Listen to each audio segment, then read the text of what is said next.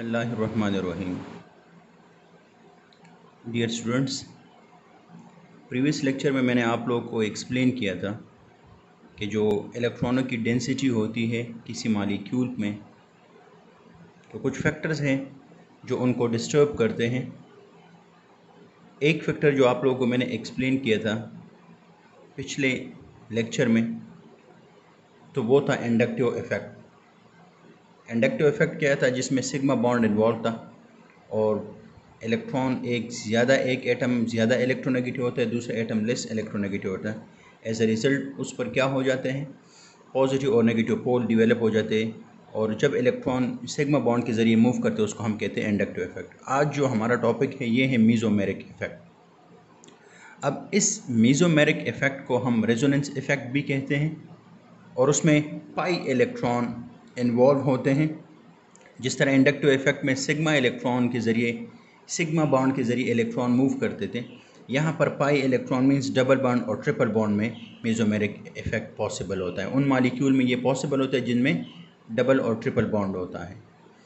मीज़ोमेरिक effect याद रखें, definition से पहले मैं आप लोगों को यहाँ पर कुछ और बातें बताना चाहता हूँ कि जो मीज़ोमेरिक इफ़ेक्ट है ये इम्पॉर्टेंट होता है, या ये होता है कंजुगेटेड कंपाउंड में। What is conjugated compound? जिसमें अल्टरनेट डबल और सिंगल बॉन्ड हो। ये एक कंजुगेट मॉलिक्यूल का आप लोगों को मैंने बना दिया। कंजुगेट मॉलिक्यूल कौन से मॉलिक्यूल होते हैं? वो मॉलिक्यूल जिसमें अल्टरनेट डबल और सिंगल बॉन्ड हो, mean single bond double bond, single bond double bond, single bond. इस किस्म के मॉलिक्यूल को हम कंजुगेटेड मॉलिक्यूल कहते हैं। और जिन मॉलिक्यूल में इस तरह के बॉन्ड्स मौजूद होते हैं उनको हम कंजुगेट कंपाउंड और कंजुगेट मॉलिक्यूल कहते हैं। और जिन मॉलिक्यूल में ये कंजुगेट बॉन्ड और इलेक्ट्रॉन मौजूद होते हैं तो उनमें ये पाई इलेक्ट्रॉन जो होते हैं ये डीलोकलाइज्ड होते हैं। डीलोकलाइज्ड मीन कि वो एक एटम पर मौजूद नहीं होते, बल्कि मुसलसल अपनी पोजीशन चेंज करते हैं, जिसकी वजह से इस किस्म के मॉलिक्यूल के बहुत सारे स्ट्रक्चर बन जाते हैं। उसको हम कहते हैं रेजोनेंस स्ट्रक्चर। मीज़ोमेरिक इफ़ेक्ट को डिफ़ाइन करता हूँ, या इसकी थोड़ी सी एक्सप्लेनेशन है कि द मीज़ोमेरिक इफ़ेक्ट को हम रिप्रेजेंट करते हैं एम इफ़ेक्ट, इसको हम कहते हैं। जिस तरह इंडक्टिव इफ़ेक्ट को हम आई इफ़ेक्ट कहते थे, इसको हम इस तरह एम इफ़ेक्ट करते हैं। Refers to the polarity produce in a molecule as a result of interaction between two pi bonds or a pi bond and lone pair of electron. Mean mesomeric effect में भी polarity produce होती है, लेकिन ये जो polarity produce होती है it is because of the pi bond molecule में प्रोड्यूस होती है। आगे मैं आप लोगों को एग्जांपल दे रहा हूँ। मीज़ोमेरिक इफ़ेक्ट को हम रिप्रेजेंट करते हैं कर्व एरो से, इसको हम रिप्रेजेंट करते हैं। फॉर एग्जांपल यहाँ पर एक कंजुगेटेड मॉलिक्यूल है, यहाँ पर देख लें, अल्टरनेट सिंगल डबल सिंगल फिर डबल बॉन्ड। अब देखिए यहाँ पर ये जो पाई बॉन्ड है, ये पाई बॉन्ड डीलोकलाइज्ड है, ये इस साइड पर मूव करता है जबकि ये इलेक्ट्रॉन इस साइड पर मूव कर ले, ये पाई इलेक्ट्रॉन। तो देखिए ये जो कर्व निशान है ये रिप्रेजेंट करता है मीज़ोमेरिक इफ़ेक्ट को। जहाँ यहाँ से इलेक्ट्रॉन चले जाएंगे तो यहाँ पर पॉजिटिव चार्ज, और यहाँ की पर इलेक्ट्रॉन आ गए तो यहाँ पर नेगेटिव चार्ज। तो मॉलिक्यूल में ये जो पोल या इलेक्ट्रॉनों की जो डेंसिटी है ये किसने डिस्टर्ब कर दी? मीज़ोमेरिक इफ़ेक्ट ने डिस्टर्ब कर दी। तो मीज़ोमेरिक इफ़ेक्ट की वजह से इस मॉलिक्यूल का जो है ये वाला स्ट्रक्चर भी पॉसिबल है, ये वाला भी स्ट्रक्चर पॉसिबल है। तो इस किस्म के स्ट्रक्चर को हम कहते हैं रेजोनेंस स्ट्रक्चर, इसको हम कहते हैं।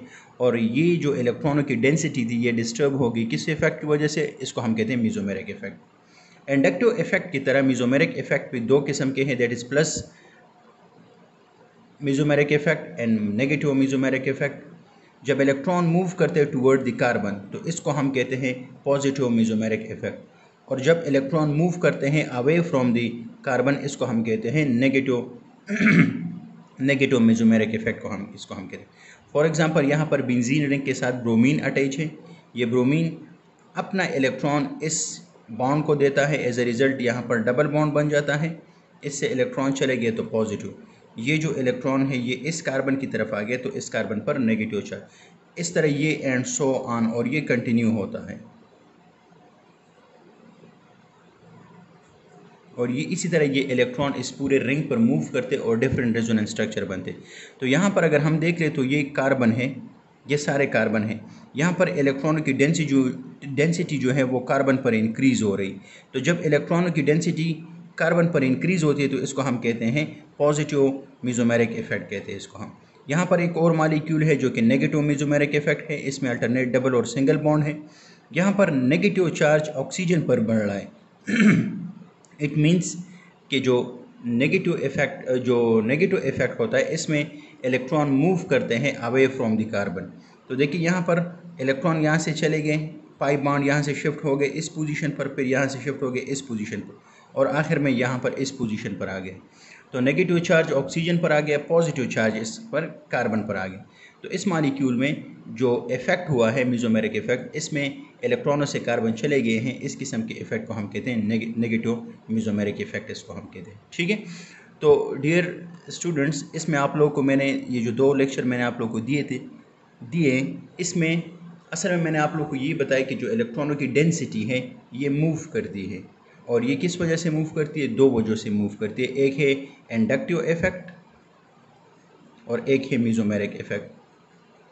अगर आप लोगों को इन टॉपिक की समझ भी नहीं आई है तो डरने की कोई बात नहीं, इंशाल्लाह आगे आप लोग ऐसे टॉपिक आएंगे जिसमें आप लोग समझ जाएंगे मज़ीद इसके बारे में। लेकिन मैकेनिज़्म समझने से पहले ये 2 टॉपिक आप लोगों को मैंने इस वजह से करवाएं ताकि आप लोगों के लिए आगे फिर चीज़ों में मुश्किलात ना हो।